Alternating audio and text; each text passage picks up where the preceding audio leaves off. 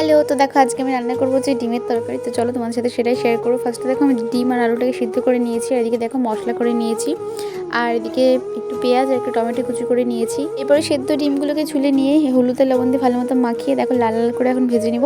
আলুটাকেও ছুলে নিয়েছি। তো দেখো ভাজা আমার কমপ্লিট হয়ে গেল। এরপরে আমি কড়াইয়ের মধ্যে তেল দিয়ে কিছুটা পরিমাণ কাঁচা জিরা দিয়ে দিব।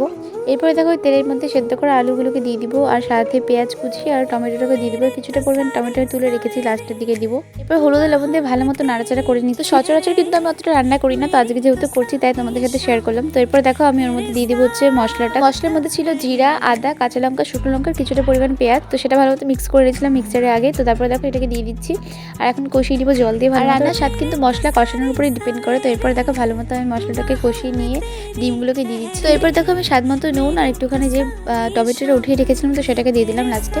আর টমেটো লাস্টে দিলে খুব ভালো একটা ফ্লেভার হয়। আর ধনেপাতা আমার কাছে ছিল না, তাই জন্য দিইনি। তো চল আজকের মতো এইটুকুনি, টাটা।